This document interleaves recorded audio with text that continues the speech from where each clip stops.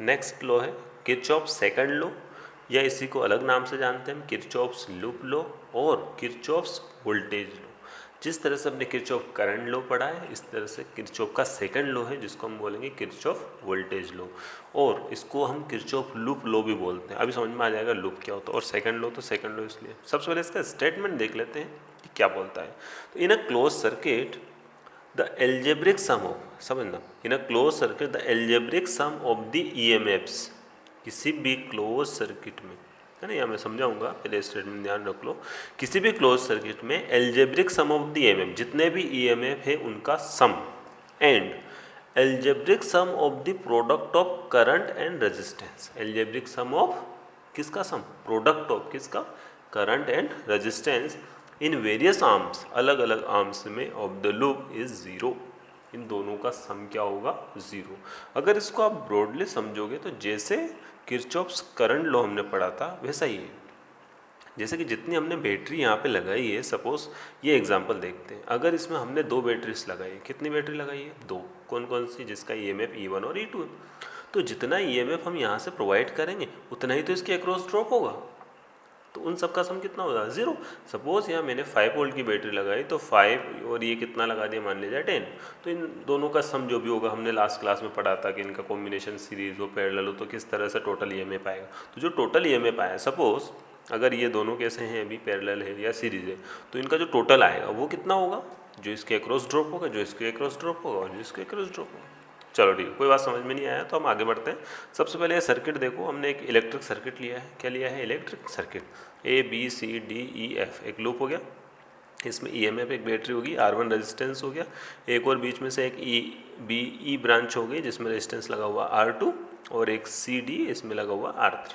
ठीक है, अब यहाँ पे हम करंट की डायरेक्शन एज्यूम कर लेते हैं। सपोज ये EMF है E1, तो यहाँ से पॉजिटिव से करंट जाता है, तो सपोज यहाँ से करंट जा रहा है वो हो गया I1, ये I1। ये EMF 2 है, तो यहाँ से जो करंट जाएगा वो कितना हो जाएगा, I2। तो इधर से ये करंट आ रहा है, इधर से ये करंट आया, अब इसको जाने का पाथ कौन सा है, ये। तो यहाँ पे जो करंट आएगा वो मान लीजिए कितना है, I3। अब आप किरचॉफ्स करंट लॉ से बता सकते हो कि I3 की वैल्यू कितनी है। I3 की वैल्यू यहाँ पे लगाओ, करंट जंक्शन लो, ये इनकमिंग करंट, ये भी इनकमिंग करंट, और ये क्या हो गया, outgoing current. Incoming current equals to outgoing current, so I1 plus I2 equals to I3। So I3 की वैल्यू कितनी हो जाए, I1 प्लस I2। ठीक है, अब इसमें हमने क्या है, एक लूप है तो लूप की डायरेक्शन अज्यूम कर लेते हैं। तो लूप की डायरेक्शन हम अज्यूम कर लेते हैं करंट की डायरेक्शन में, कोई दिक्कत नहीं, कैसे भी कर सकते हैं। तो ये हो गया EMF, ये हो गया हमारा लूप, एक लूप हो गया ABEFA। अच्छा, इस सर्किट में कितने लूप है, 3 लूप। कौन कौन से, first ABEFA, second loop BEDCB, और थर्ड ABCDEF और A। अब कितने लूप लेंगे वो डिपेंड करेगा कि हमको कितने अननोन क्वांटिटी है। यहाँ पे हम बात करें तो हमारे पास 2 अननोन क्वांटिटी, कौन कौन सी, I1 और I2, वही फाइंड करना है। ठीक है, अब यहाँ पर इसको सोल्व करने से पहले हमको कुछ साइन कन्वेंशन ध्यान रखने पड़ेंगे। जैसे फर्स्ट यूनिट में हमने फर्स्ट लॉ में साइन कन्वेंशन यूज़ किए थे, इसी तरह से इसमें भी कुछ साइन कन्वेंशन हमको फॉलो करना है। जैसे फर्स्ट साइन कन्वेंशन क्या है, सेल के बारे में, सेल या EMF के बारे में क्या कन्वेंशन है। जब भी आप यहाँ पे इक्वेशन बनाने जाओगे तो जैसे आप मान लीजिए आप इधर से मूव कर रहे हो EF, तो आपके पास नेगेटिव पहले आया EMF, ये नेगेटिव होता है, पॉजिटिव है, नेगेटिव पहले आया तो जो EMF का साइन है वो कैसा लेना, आपको नेगेटिव लेना। और अगर आप ऐसे चल रहे हो, पहले पॉजिटिव आया तो क्या लेना है, पॉजिटिव, मतलब जो पहले आ रहा है EMF का साइन वो आपको इक्वेशन में लेना है। सेकंड क्या है, अगर आप करंट की डायरेक्शन में मूव कर रहे हो तो पॉजिटिव, और करंट की डायरेक्शन के अपोजिट मूव कर रहे हो तो नेगेटिव।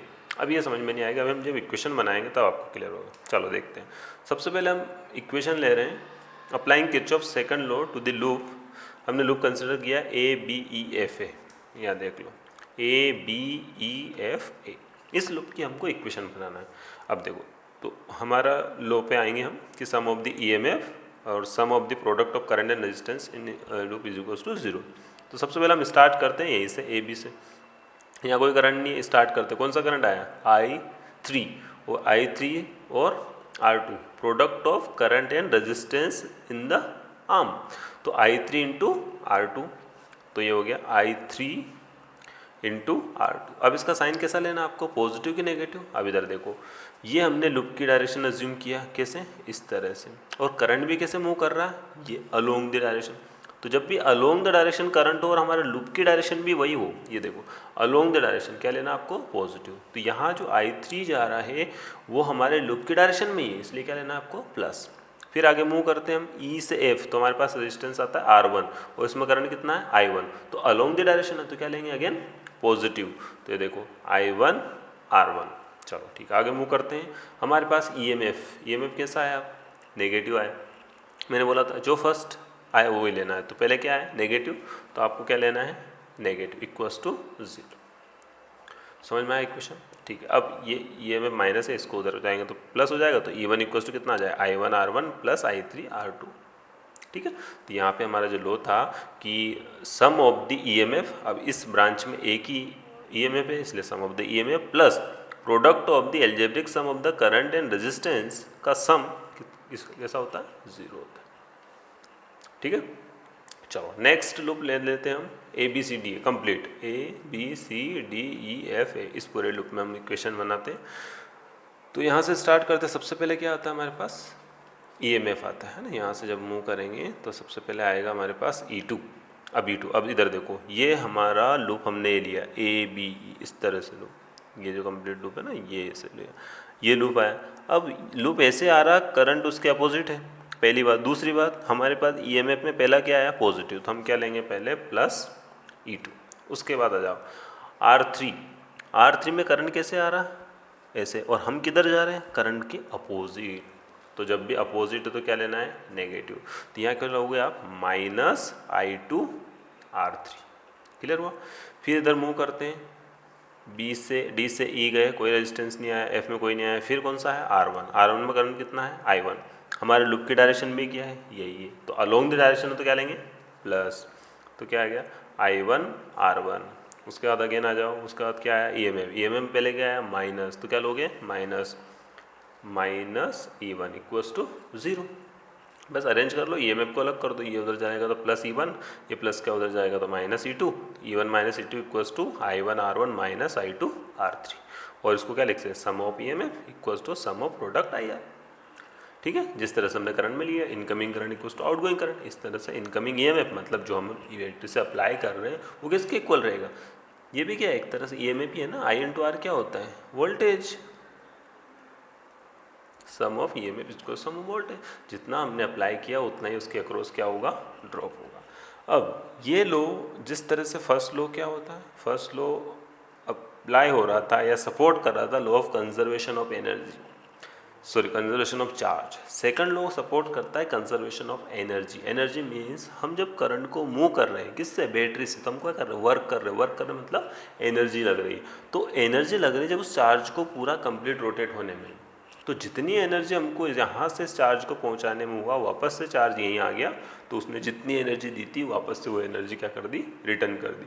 तो टोटल एनर्जी का सम इसमें क्या होता है 0 होता है, कंजर्व होता है। इसलिए second law supports the law of conservation of energy.